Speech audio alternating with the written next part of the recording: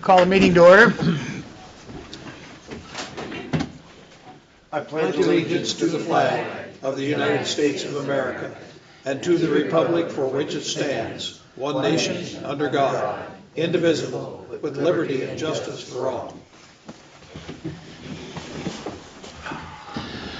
I'd like to welcome you all to the regular meeting of the Umatilla County Board of Commissioners. Do know that a record is being kept of the meeting, both a written and a visual record that's available for public consumption. And so do note that anything that's said during the meeting is a matter of public record. We will start with recognitions. This is livestock sale season, so consequently we have any number of thank you notes. I don't know that I will go through all of them, but do know that They are appreciative. In an age when children seem to have lost the fine art of writing to thank their grandparents and others for gifts they receive, those who are showing at the fairs involved with 4-H and FFA are still being reminded of the importance of sending thank you notes. And I don't know, we probably have a dozen here. They're really neat notes.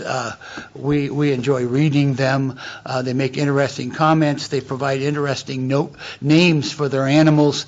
And the nice thing is the kids always invariably tell us what they're going to do with the money they receive, and almost always it is both to fund the continuing operation of their 4-H project, but also almost invariably it says it's going into my college fund. So we're excited to be a part of supporting Commissioner Elfring has funds that he gets that are utilized to help support the kids. So lots of money, and so it isn't coming out of tax funds, but it's really a good program, and we get lots of good thank you notes. And we also have a letter from the Pendleton Junior Livestock Show, which isn't going to be held until after Roundup, more or less telling us about their show and I think thanking us in advance for their anticipated support that they're going to get. So we support the Melton Freewater Livestock Show, the sale at the Umatilla County Fair,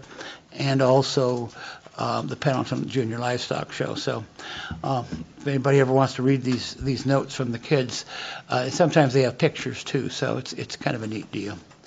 Anything else in terms of recognition?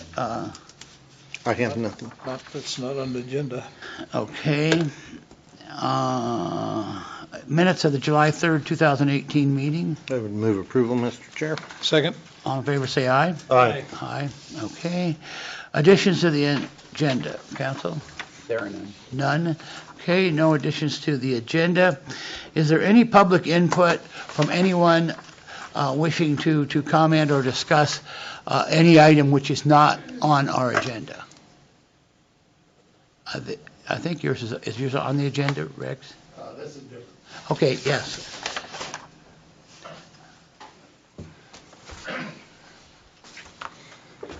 Rex Morehouse, 217 Northwest 9th, Pendleton, Oregon. And I've always been treated fairly here. And I think Commissioner Murdoch and I just had a little talk. Probably should have had that a long time ago. But anyway, I've always been treated fairly here, and thank you. Thank you. Appreciate that. Any other comments? Thank you, Rick. All right. The first item on our agenda is a county service district for dog control. Are we going to hearing mode? Is that right? No, I believe there's a representative here, though, too. Okay. This is not for a formal hearing. Okay. Please identify yourself and your address. Good morning. My name is Amy Word, and my address is 654 Northwest 7th here in Pendleton. Good morning, County Commissioners. Again, my name is Amy Word, and I'm here representing Pioneer Humane Society, also known as PAWS, as part of the Executive Board of Directors. And I'm also here with two other executive members of our committee, Jackie Carey and Ben DiCarlo, who is our president and our secretary. A while back, you had granted Pioneer Humane Society permission to seek out approval from communities in Umatilla County for the special tax district. Approval was granted from all communities except Hermiston and Milton Free Water. To remind why we were pursuing this, Pioneer Humane Society is looking for long-term stable funding so that our core services can continue. Our core services being the sheltering and adoption of animals, which since we've been open have been over 5,000 animals that we have adopted out, and the spaying and neutering of privately owned animals, which at this point has been over 3,000 privately owned animals since we've been open. So when you look at how many animals that we have fixed and helped in this community, it's been a tremendous effort. We have had discussions, and we've also had community members come forward to assist Pioneer Humane Society in our funding quest, building on the positive feedback for our organization and promised assistance. Pioneer Humane Society at this time wishes to postpone our request to be on the November ballot. Okay, questions? All So right, you want it not put on? That is correct. okay. Okay. I do have some, you Okay. go back to see, but I have some comments I wanted to make.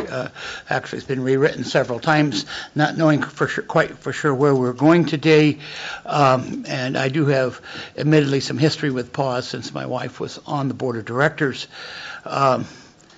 And I do appreciate and understand where you've gone on this issue, but I would hate to see us think that the need for animal control goes away with this decision. Like so many other things that government has to deal with, if the owners of individual animals simply took personal responsibility, it wouldn't be an issue. But that doesn't always happen in all aspects of what we do as a county. And I still think that animal control is a part of policing. I did a little research. Dog catchers have been around since the 1700s. This isn't a new issue.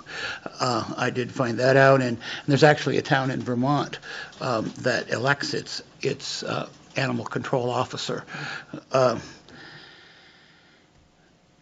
I think perhaps what you're saying tells us that we are, I don't know if we're beginning to get a message, but we're certainly hearing from people that putting more and more tax initiatives on the ballot is not a popular thing at this point in time, particularly because we have a problem with compression.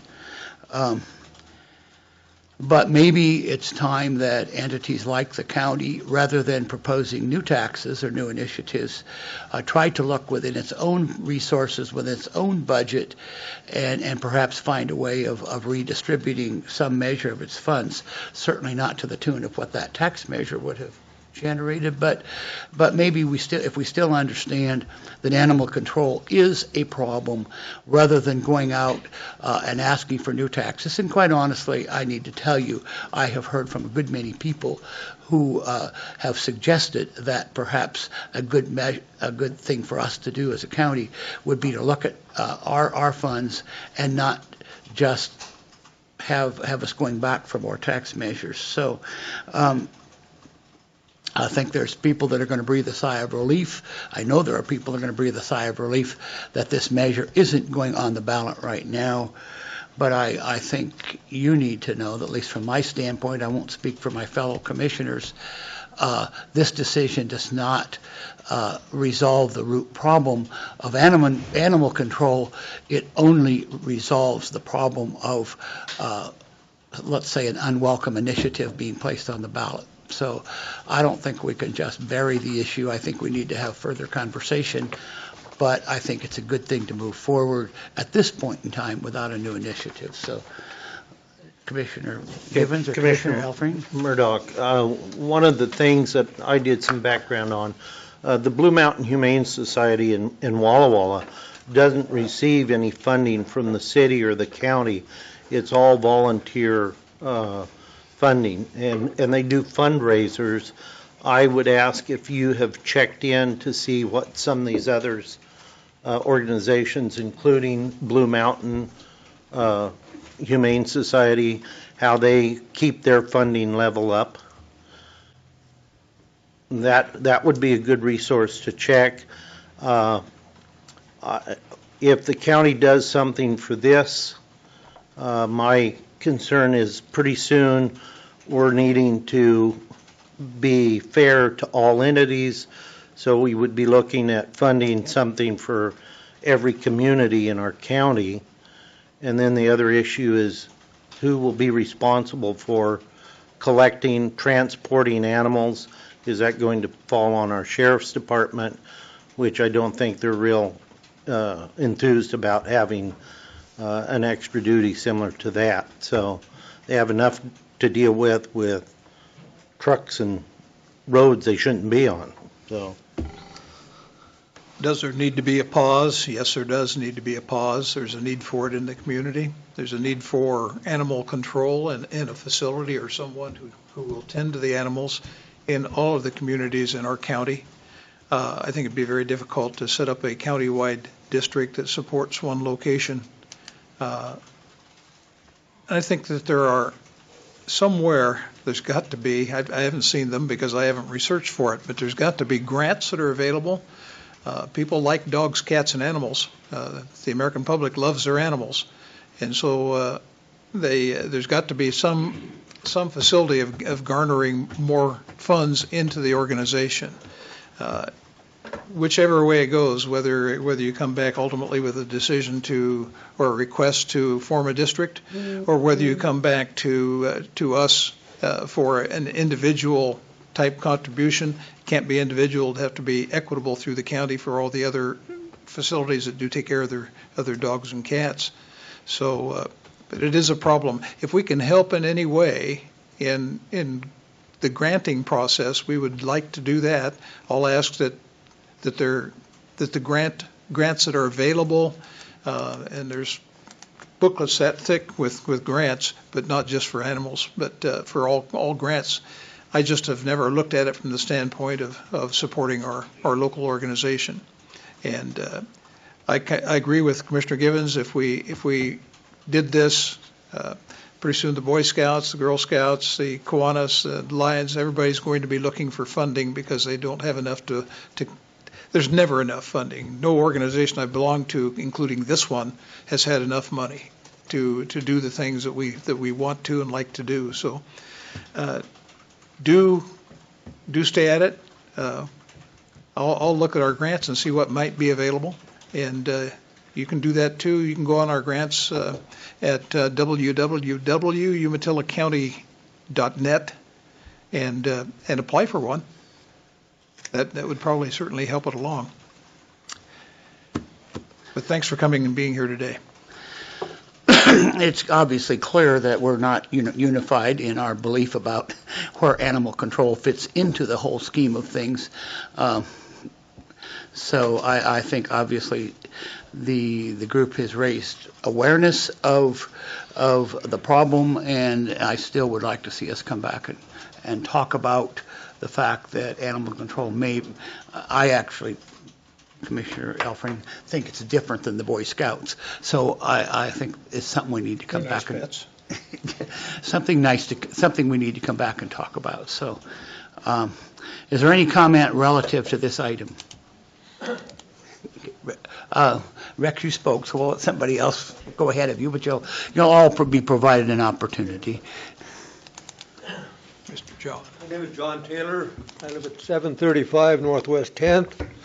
I've raised, trained dogs for over 70 years. I've adopted dogs. I have one adopted dog now. There is a need for animal control, but there's also something else that you ought to think about. When a person accepts a pet, they should accept the responsibility for taking care of that pet. My dog should not cost you anything. It's my responsibility, or else I shouldn't have a pet. I think that there is a need for a humane society. They need some very strong rules and oversight. It can be another bureaucratic, God only knows what, because they have to have a means of getting rid of some of these dogs. There's a lot of dogs that are not adoptable. When you breed mean to mean about 4 or 5 times, Nobody can handle that dog. It's not safe. But that has to do with the managing. It's my opinion that the county has no business in the Humane Society. That's a city issue, and but the responsibility is the main thing, I think. When we accept a pet, we have a responsibility to take care of it. I can't ask somebody else to take care of my choices. Thank you, fellas. Sherry?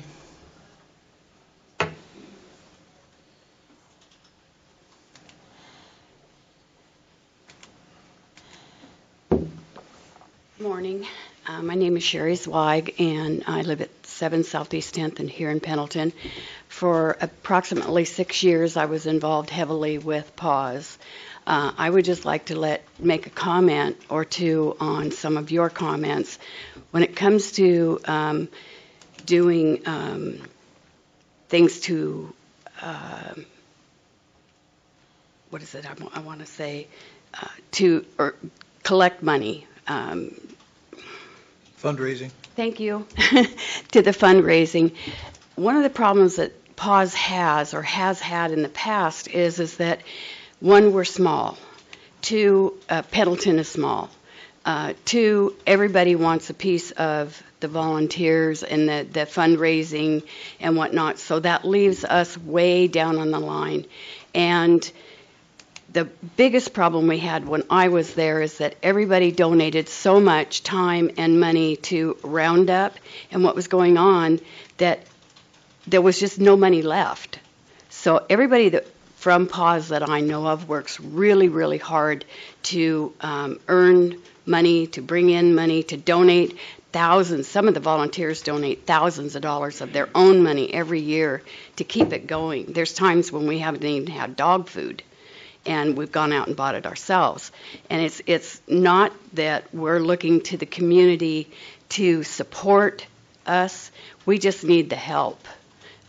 It could be in volunteers, it could be financially, it could be any way. But like I say, unfortunately, so much of what we're requesting from the city goes to other fundraisers. Everybody wants to help kids. There's places here that do a lot of donating so that people can do fundraising, but they'll only donate with the children. So as far as the dogs and the cats go, I feel that they're like right on the bottom of the list. And we've gone to the city. I guess you're just our next step. So thank you very much. Okay, thank you. Rex?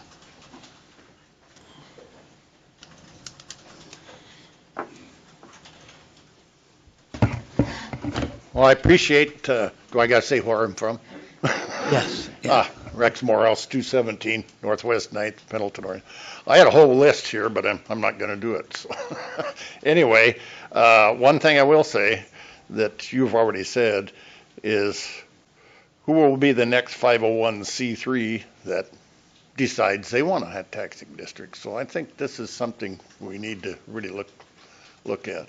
And as far as the Humane Society, I think we do need them. I think maybe if you could come up with a little money, and I think the city should come up with some more money too, that we will, it's not really that we should have a new taxing districts, because like I'm getting old myself, and it's getting hard to maintain my home. My wife passed away a few years ago, and so I don't think we need a new taxing district. So thank you very much. Okay, thank you.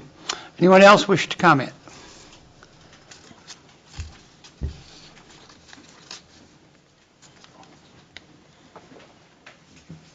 Hello, I'm Jackie Carey, 695 Northeast Gumwood in Pilot Rock. I'm president of PAWS, and some of you have said that it's the city's problem, but it's also the county's problem because we get hoarders of dogs that's in the county. Right now we have mother dogs with puppies that people have just left, and it was all in the county. So a lot of our problems is in the county, and if we aren't there, it's going to fall on the sheriff's office, and it's going to fall on you guys. And so I hope somewhere, like Mr. Murdoch said, that we could work together to come to some kind of conclusion, because it's not just, we're going to go to the cities and try to get contracts with the cities to generate money. That comes from some of the people that we've talked through this process, but it's also a major problem for the county, because what are you going to do if we're not here? And what's going to happen to all those animals? The state police arrest somebody out there on the freeway and they have a dog, they come to us. We serve all the people in the community, but the county is a big portion of that causes some of our problems. Right now we've got tons of puppies. Just like I said, two people left two mother dogs with a whole bunch of puppies. And so, that's a lot of work and a lot of time, and then you got to find places for them. And we're a no-kill shelter. The only time we do kill is if they're very aggressive and there's no hope, or they're sick and a vet recommends it. Other than that, and as far as grants, we write grants constantly, but there's not always grants for operation. You can get grants for spade and neutering and that kind of thing, but not for the operation, and that's where we really need the funding. So I thank you for your time, and this has been a real eye-opener for us. We learned a lot through this process, plus I think it brought the subject to the public that we are in need, and any help we can get from you guys, we'd like to sit down and talk to you, maybe work something out so we can solve this problem. Like I said, our main focus is spade and neutering, and that way it cuts down on the problem all the way around. Right now we probably have over 100 cats in our shelter because it's kitten season, and if people don't get their cats fixed, and then they multiply like crazy, and same with the dogs. So like Amy said, we did over 3,000. Imagine how many more animals there'd be if we weren't here. So anyway, I thank you for your time, and we'll be getting in touch with you. Thank you. Thank you. If you need another cat, there's one that showed up on our front porch a week ago and is still there. And I think you clarified a point that I was making too. My interest is primarily, if we even talk about this more, is that there is an area of the county that is not in a community that we do have policing jurisdiction for portions of the county that aren't within a city. So if there's no more comments, we'll move on. This is the purchase of a vehicle for the district attorney. Okay, the district attorney had another commitment, so he was here but had to leave.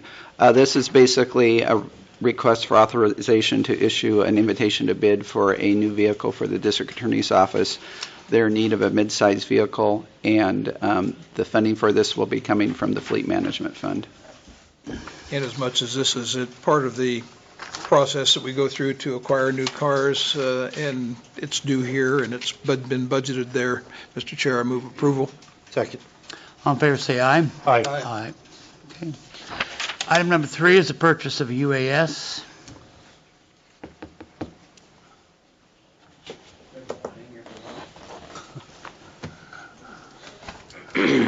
Morning, Jim Littlefield, Umatilla County Undersheriff. EM Tom Roberts couldn't be here today, so I will summarize this project that he's been working on for the last couple years. As you probably know, and the public knows, that we've been operating a UAS or a drone program for the agency for the last couple years.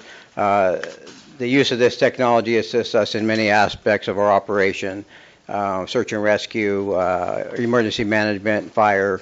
We've used the drones several times. We have a small fleet of drones that we use for many things. The use of the drones helps us search for people that are lost, helps us assess fires, search for suspects, and we can use this technology instead of sending a person into a dangerous situation. So it's a safety aspect for us. We work closely with the UAS test range in Pendleton and have sought their guidance to help us with the program, and we've had great success so far. And so we want to continue to increase our technology, increase our capabilities. And so it's been probably at least a year and a half ago that EM Roberts applied for a federal grant to purchase a more robust drone with advanced technologies. He was awarded a grant of $15,000 and contracted with or sought bids from a company, Aerial Technology International, to build us a drone that would meet our needs. This includes night vision and some other capabilities that we currently don't have. And so when the first cost estimate came in, it was roughly $3,000 or $4,000 above our grant amount. But since this process has taken a while, and typical with all things federal, they take longer than you anticipate to actually get the funding. So at this time, we put out another request for a bid. We have a total amount now of $22,908 to purchase this drone from this company.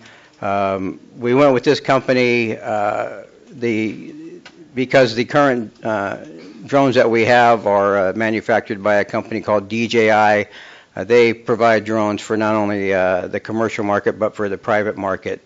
And so they've adjusted their software, which is restricting us from flying in certain areas. Even though we have permission to fly there, their software will essentially shut the drone down when we get into a space where they determine that we can't fly, even though we may have permission from a particular air tower.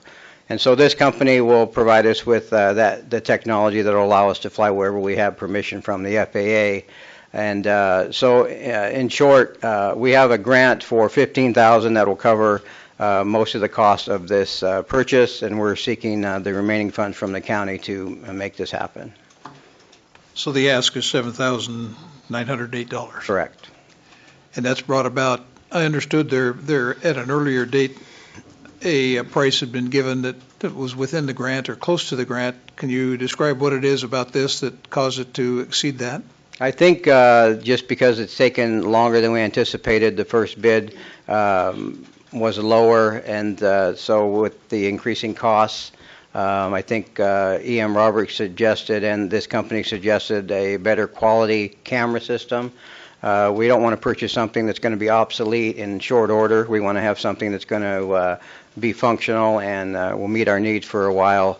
And so with increase in costs overall, it brought it to this amount.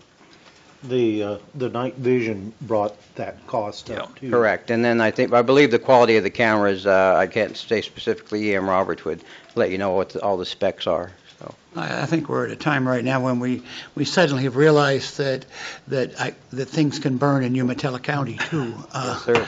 Oregon in the last few years has kind of been the center of national wildfire action, and for some reason we've been spared. But I believe we had, 6 fires this year? So far. And, just the other day we had. well, this helps in search and rescue and helps protect officer safety in some rather difficult Correct. areas. I've read enough stories about people being sent into dangerous fire situations to assess the damage, and I'd rather send a drone in there than one of our staff members. Certainly. And what I would comfort my colleagues with is the fact that I'm reasonably confident I can find an outside source of funding for the balance. So. This with the infrared, we don't have infrared now, do we? Correct. We do not. The infrared will assist a great deal in search and rescue. Absolutely, sure. Look to the ground and be able to see who's out there and where they are, saving, I think, a lot of time. Absolutely. And lives. Yeah. The infrared bill also enables them to spot areas that firefighters can't see where there's heat and assist in locating those. Sure. Yeah, the technology is in use not only here but nationwide. We're seeing more and more of this technology being used in public safety applications. We currently are the only public safety agency in the county or in the area that uses this technology, and so we worked hard to develop a program because we believe it's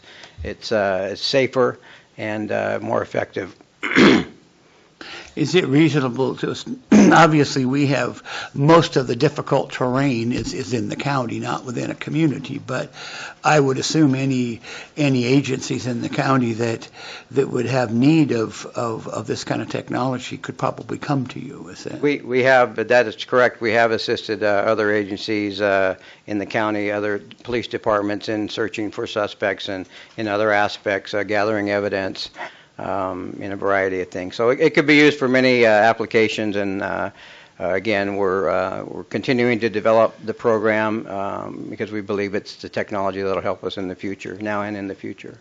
Well, Commissioner Givens, you've been on the front lines as recently as this morning. Do you, Yeah, I have. on That's wild- why I smell a little smoky. anything you want to add?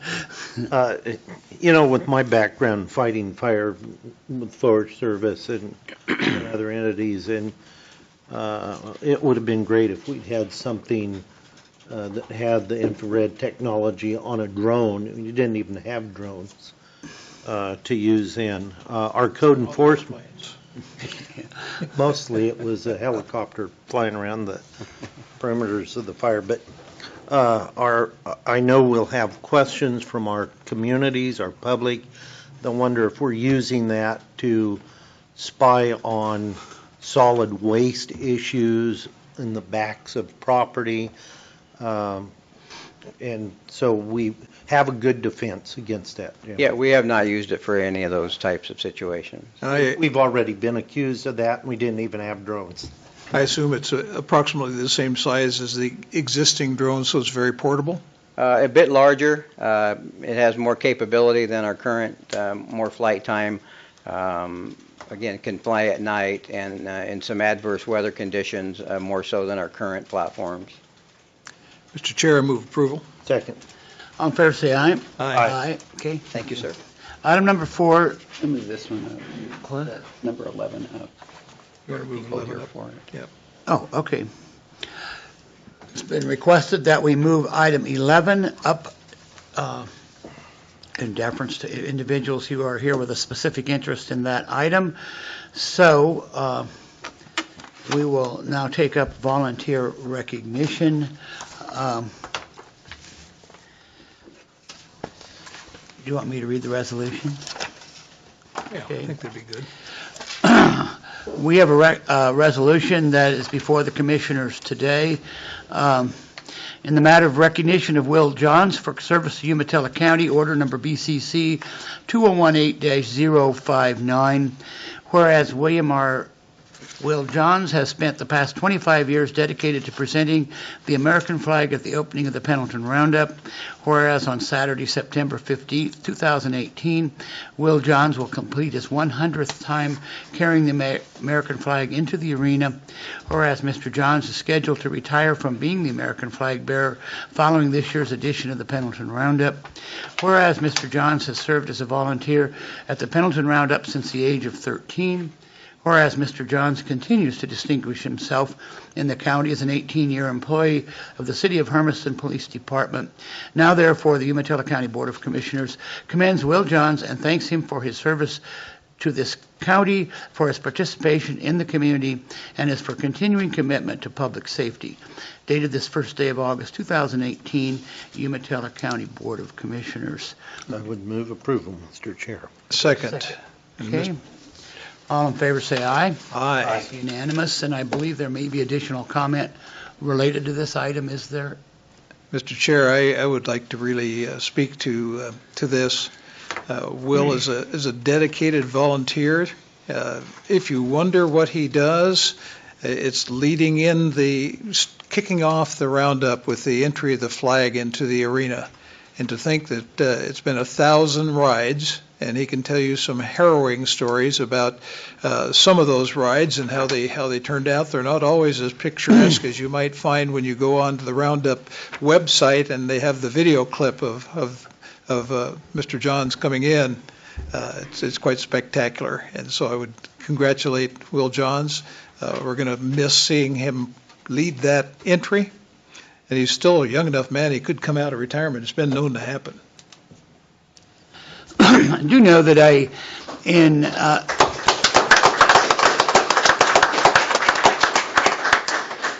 do know that in advance of our addressing the resolution, I visited with Dave O'Neill, the president of the Roundup Board, since we were going to take action relative to the Roundup and impacting the Roundup, and he assured me that the Roundup Board, he as the spokesperson, was highly supportive of our resolution. Shall we have him come forward and get a picture? Okay. Come on up, we'll get a picture. I think, Mark, you have a camera there?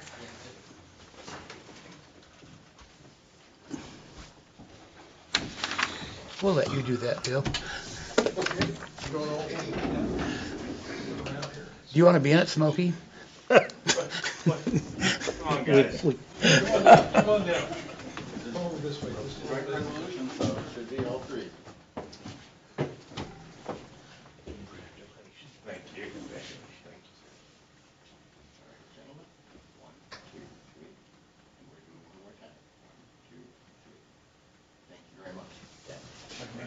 Congratulations. Good luck. If you'd like to add a word. You don't have to. I think I'd be too emotional. Thank you. Thanks, Will.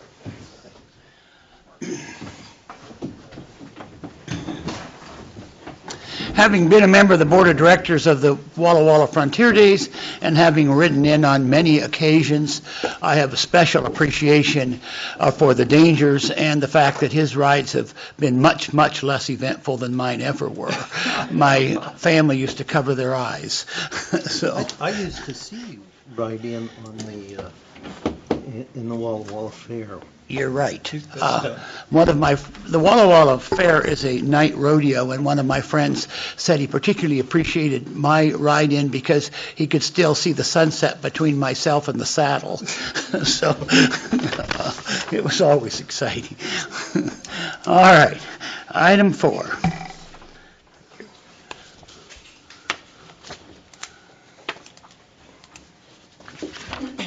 Tracy Deal, GIS Department.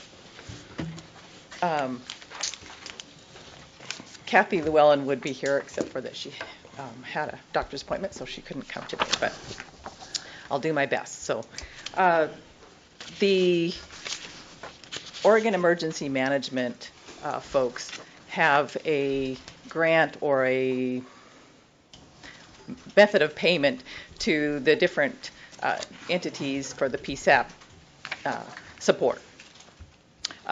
They give us $15,000 a quarter now to allow us to pay for the cost of maintaining the Master Street Address Guide and the RIMS system and to do the GIS mapping.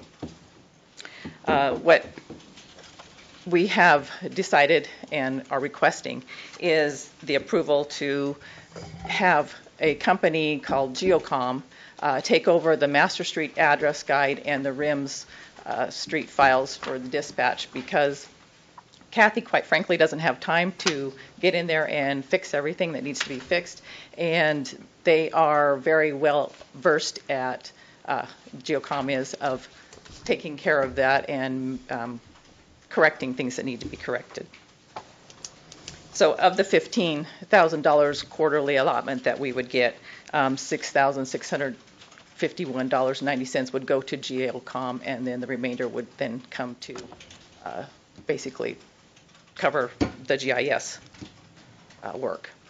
So we're just requesting that you approve the agreement there, the contract.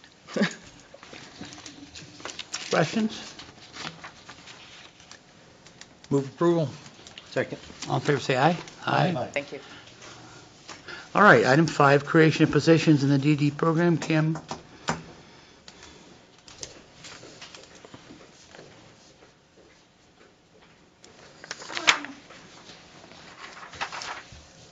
Kim Weisenflu, Program Manager, Community Developmental Disabilities Program. I'm here before you to ask for permission to request 2 positions. One, program specialist that would specifically work with our employer records and personal service workers. Just for some background, Personal service workers are the workers who work with the individuals who actually live in their homes and help them develop skills and do the necessarily daily task in order for them to maintain their living in their home. This is something that the federal government has funded for the last 5 years. We have almost 200, I believe, personal service workers in Umatilla County. We are an intermediary. We do paperwork for them. However, we're not their employers. The state of Oregon pays them through another intermediary, so you can kind of see where this is going. There's a lot of paperwork to this and a lot of issues that happen with the personal service workers. And one of the barriers is if their stuff is not completed, they don't get paid. And if they don't get paid, then the people don't get their services, and then they can't stay in their homes. So the Community Developmental Disabilities Advisory Council made the recommendation that we take some of the carryover dollars that we were not expecting from this last year and create a position to help those personal service workers.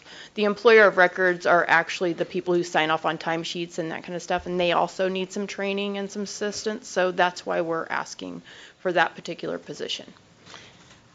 Any questions? That's a lot of... Kim, this was paid for at the federal level before, right? Yes. We actually we have money that comes in through our case management contacts that will pay for these positions. In the last 2 years, in trying to sort out what we actually needed in the Community Developmental Disabilities Program as far as staffing, I basically annihilated all support staff and got direct service staff, and now we're to the point that we actually know where our support staff needs to be placed, and this is one of the big areas that support staff need to be placed. And we are short funding for this. No, we are not short funding. We have funding in our budget for this. We didn't budget it for this next year, but we have carryover dollars from last fiscal year to pay for this year and probably a little bit beyond. Okay, and those carryover are in our DD service budget, not general fund. Right. Yes. We did the fiscal impact, and it is not non-general fund. It's non-general fund. It's strictly DD. Yep. Yeah, that's what And that's expected to continue at a satisfactory level to be able to continue the positions. Yes. So. Definitely. As long as if we maintain, what I did was I forecasted it out. If we maintained status quo for state funding for next biennium with no increases, that we would still be able to fund our current staffing level along with these 2 positions. The other position I'm asking for is an eligibility assistant, and currently we're being reviewed by the state. They're actually at our office right now, and one of the issues that we knew we were going to have coming into the review was that our eligibility determinations are not being done within the 90% of our eligibility determinations are not being done within the federal time frame of 90 days, and that's because we only have 1 eligibility specialist for the entire county. And if that's not done 90 days, you're going to get paid for it. We still get paid, but it could end up costing us a fee on the other end with regards to our review if we do not meet it in the next review. Okay. Mr. Chair, I move approval. For a second? Second. All in favor, say aye. Aye. Unanimous. Thank you. Thank you. Mr. Lanai, you have items 6 and 7.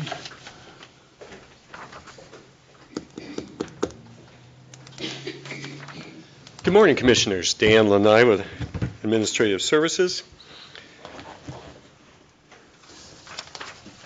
So the first item we have up is the boiler. Earlier it would have been early spring, end of last winter, we have 2 boilers downstairs that run the heat loop through the courthouse.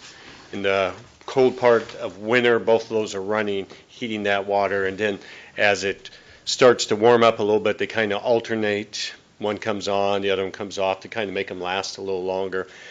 But one of them failed. It actually stopped working. it was warm enough outside that we were able to continue on with just one boiler.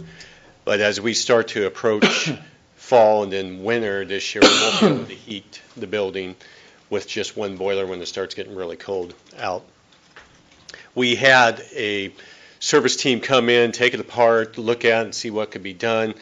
And it pretty much, most of the interior, it's rotted out apparently with the minerals in the water and stuff has caused it to rot. And so pretty much the guts need to be replaced. We had an estimate for about $80,000 to do that.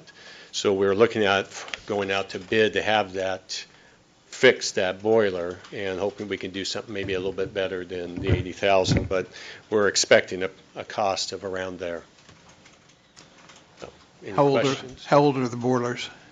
Boilers we put in, I think they're about 8 years old actually, those boilers. They were newer energy efficient boilers. And I'm trying to think, it would have been when Bush was just going out of the office, it was the back to work. And that would have been, 2008. So around 2009, 2010 is when those went in. So 8, 9 years old. Is it pretty standard life for a boiler? You know, usually you want to, the one out at the jail lasted about that long. We replaced that around 2000, let's see, I'm trying to think. The boiler went in 99, and we replaced that about 2008, 2007, somewhere like that.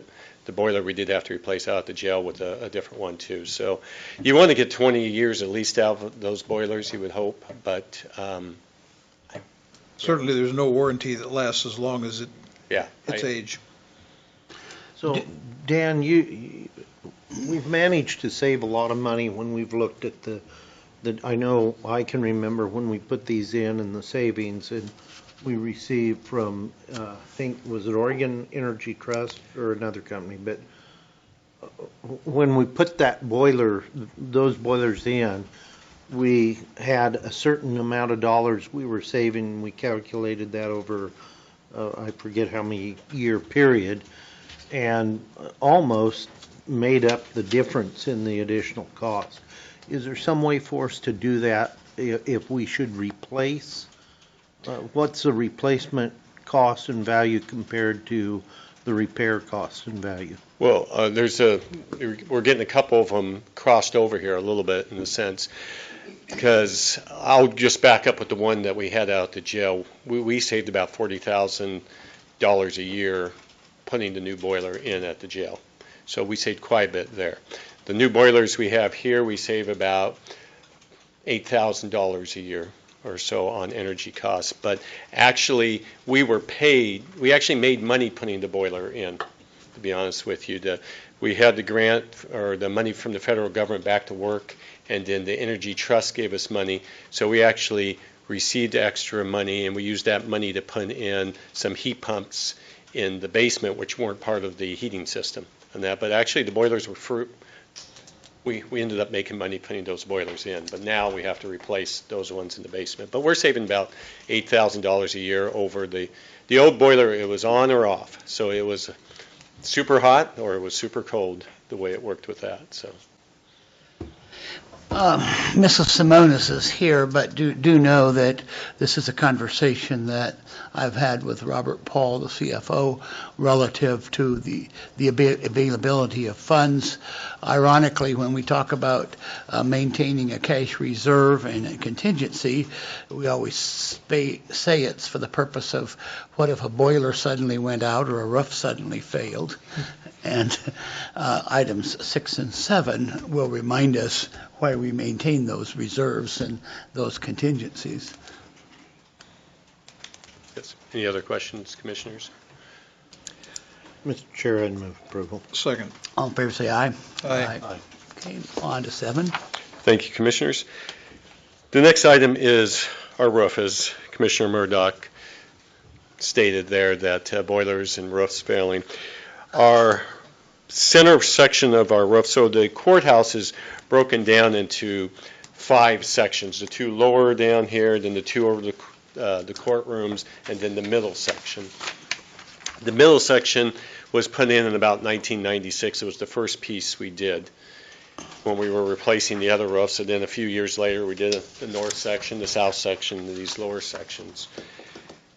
It is a ballast roof, so it's covered with rock on top of it. The rest aren't. They're actually a membrane roof that is just sealed, and there's no rocks on it, which makes this middle section pretty difficult when we have a leak, because we have to move tons of rocks just to inspect that. But we've been having a leak over the DA's office for probably the last 5 years, and we bring in the roofers to try to patch it. We've removed the HVAC units, trying to find where this is leaking. They went through this last time, and we removed the rock, and they cut inspection holes. And one of the reasons the roof continues to leak is the insulation underneath has become saturated with water because of the leak. So even when it's not raining, it's still leaking under there. And that because there's so much water in the insulation. To replace the west or the east side of that roof is around $35,000 they're estimating. I want to go out for bid and see what the total cost of that whole section is too, because we're looking at what would happen right now if they replaced it with the same roofing. They would take all the rock off because it's filled with dirt and have to send it all the way down and take it to the dump or whatever, and then they would bring clean rock in. So they'd be taking rock off and then lifting rock back up to the top of the roof to replace that.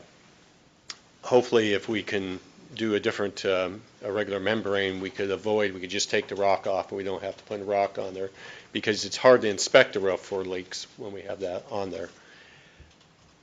Depending on the cost, we'll bring it back in front of you. We would like to go out for bid to repair that, replace that whole section, or to replace the whole center of the roof, and then we can evaluate the cost on that, is what I would like to do. Dan, are we going to have to go down and replace all that insulation? That part will have to be replaced, because our concern is, since that's saturated, we don't want mold to get in there and cause other issues.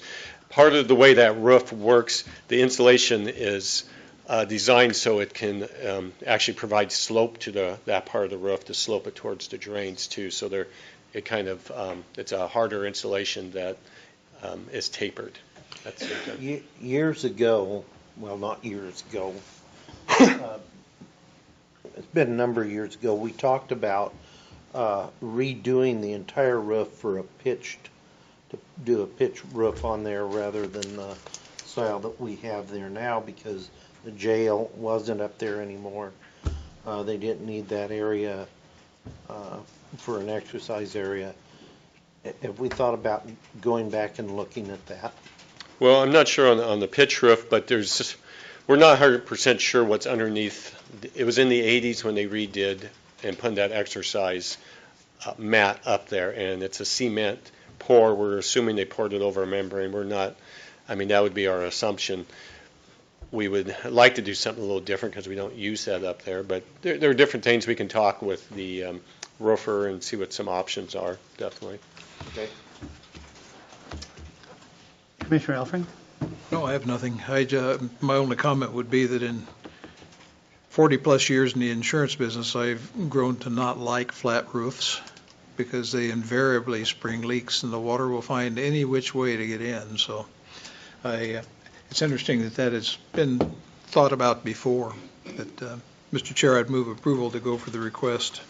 Second. All in favor, say aye. Aye. Okay, unanimous, thank you. Thank you, Commissioners. Item number 8, agricultural burn ban. Gina, are you doing that?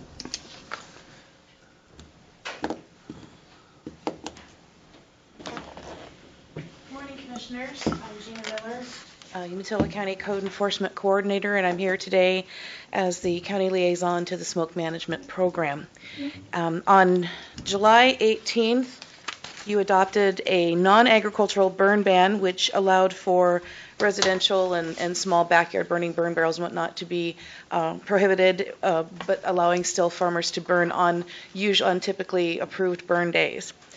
Staff is now requesting that the board consider enacting a ban on all open burning in Umatilla County jurisdictions, including agricultural burning.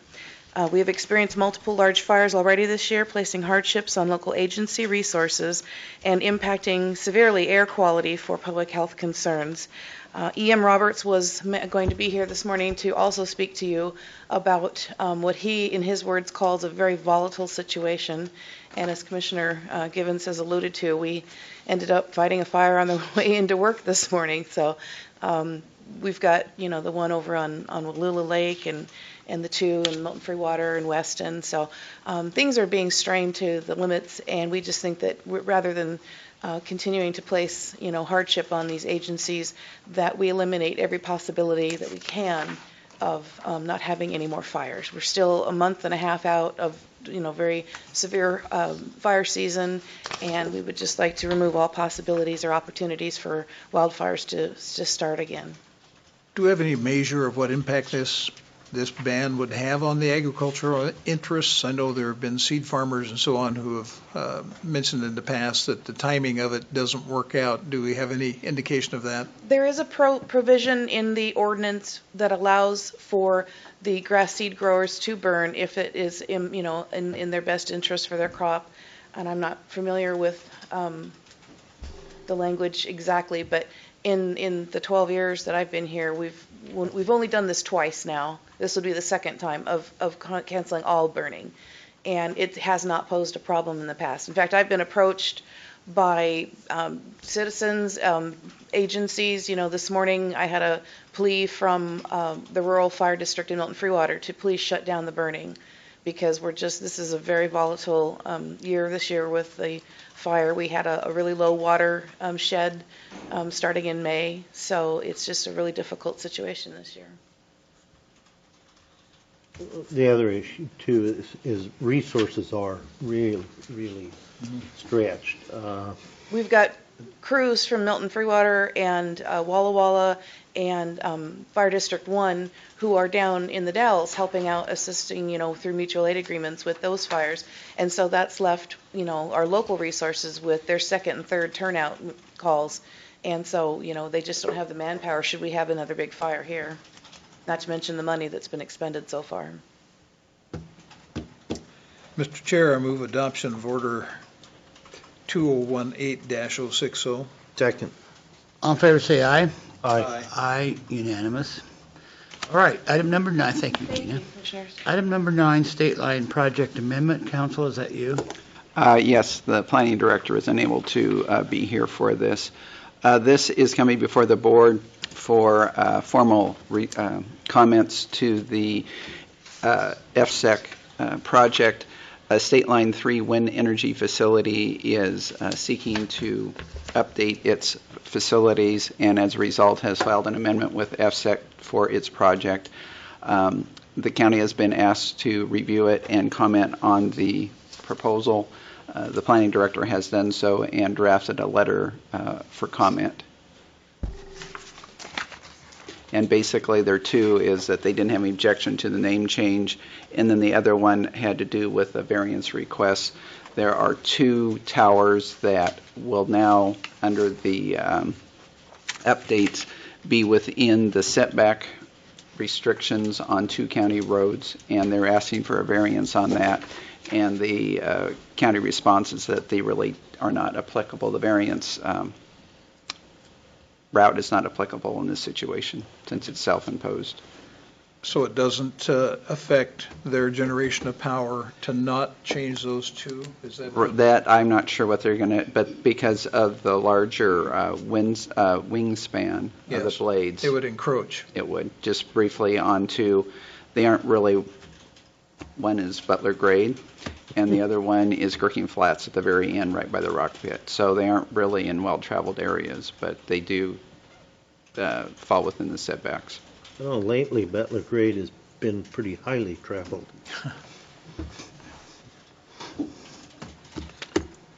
Other questions? I've already spoken to Bob Walter about this, so I'm comfortable. I am too. He's visited with me quite a little bit about it. And it's only the two towers, and even though supposedly they're in areas that are not, on the variants that are not well traveled, I don't want to see it open up. Yeah, the recommendation is to not allow those two Yeah. to be modified. I think it might set a precedent. Mr. Chair, move approval of the letter to be submitted to Oregon Department of Energy. Second. All in favor, say aye. Aye. Item number 11, or 10, excuse me, is a request for the payable for the last installment on our commitment to the PEP project.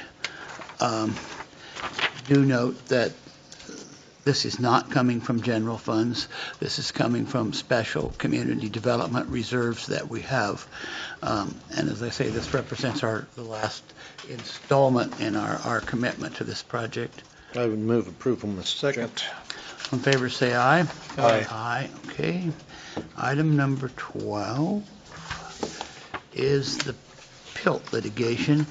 I put this on there for your consideration. We've talked about this several times earlier relative to the litigation. In our case, it represents the possibility of securing, Larry, Commissioner Givens, you said, what, $41,000? Yes. That we could secure. We've kind of postponed our participation as a participant in the litigation until we see what's going on with other counties. I think yesterday we looked at the information that had been sent to us regarding what other counties have done in Oregon. Was it 23 counties? I can't remember. I think 26, I believe. 26. I counted it, and I don't know. 26 counties I think so. have already signed on, and so I thought, okay, we've postponed this till we kind of see where people are going, where the issue's going. I think it's too much money to leave laying on the table, so I brought it back for our consideration. And I think it's pretty much accepted at the federal level that they need to pay it.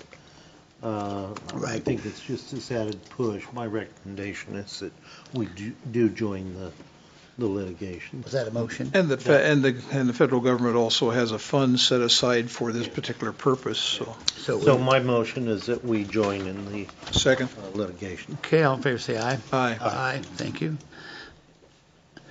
Unanimous. All right, item number 13, Oregon-Vietnam War Memorial.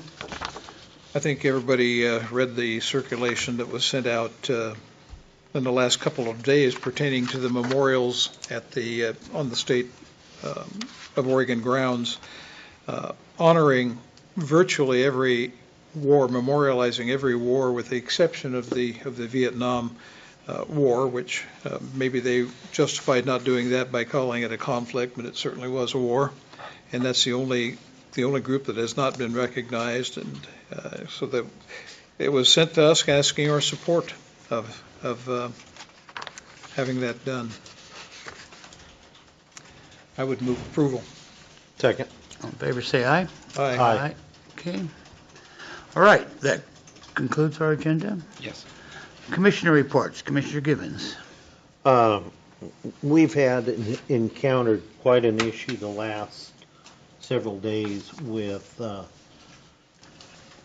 Google rerouting because of fires, and I think also because of road construction. I will visit with ODOT at the MPO meeting today, but traffic up and over Butler Grade. We've had now 8 semis try to make that grade and get jackknifed.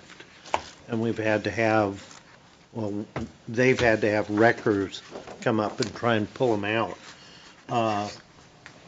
Day before yesterday, I spent most of the day trying to direct just vehicle after vehicle, some trucks, some cars, back onto State Line Road, and it was a steady stream. It was very similar to trying to direct traffic at the EOTech facility last year during fair, almost the same.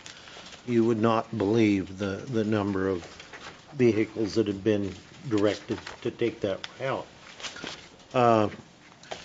I'll be working with our road department and with several of the landowners out there, the Raymond family, and see if we can, especially the Harlow family also, they've tried to get some of that vehicle traffic stopped and turned around, but once they pass their house, turnaround points are almost gone, especially for a semi. We still have this morning a truck up there that it had a wrecker pull it out, but they were advised we had to have the sheriff cite the driver. I went up last night. We were still directing cars away from that area until after midnight last night. A lot of dangers in that, fire danger, people turning around in cheatgrass patches with vehicles. It's a very unsafe situation. So I will be working on that this rest of this week.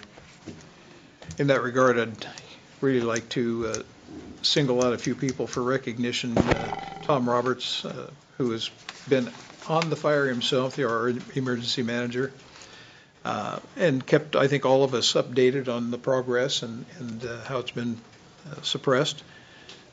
Susan Morgan with AOC, who has kept us up to date with frequent reports, as has the Oregon Department of Forestry and the U.S. Forest Service, who kept us pretty well informed of where things are and whether or not they might need additional resources. I think this is the year we've probably looked at the possibility of having to pay a pretty good sum. Fortunately, the BLM claimed responsibility, or not responsibility, but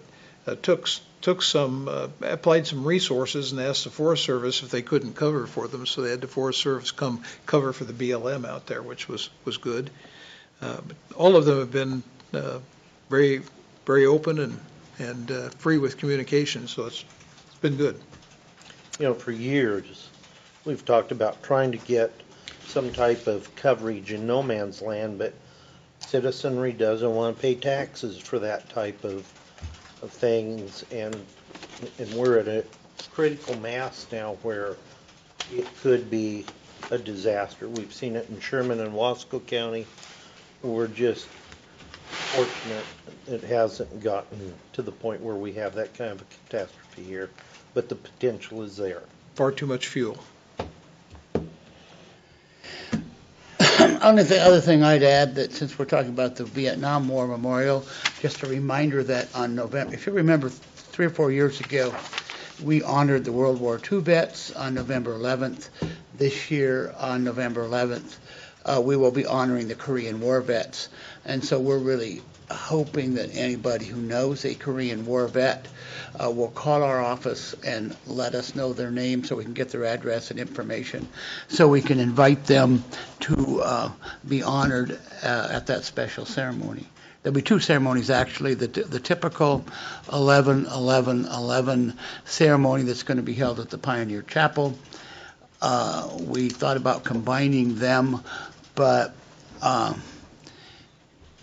11-11-11 on a Sunday morning conflicts with church and visiting with the Ministerial Association. We're going to hold ours in the afternoon. So, but we do need to know the names of people. So. You're not a Korean War vet? No, I'm not a Korean War vet. There's getting to be fewer and fewer of those all the time. Right. I think that's why we're ironically enough, and I'm really pleased about that, is that Tom Tangney, who has done incredible things for the VFW as well as the community and for the Main Street Cowboys, is a Korean War vet. So he'll be participating in the ceremony, but it's also a chance for us to honor Tom. So, anything else? Nope. We're adjourned.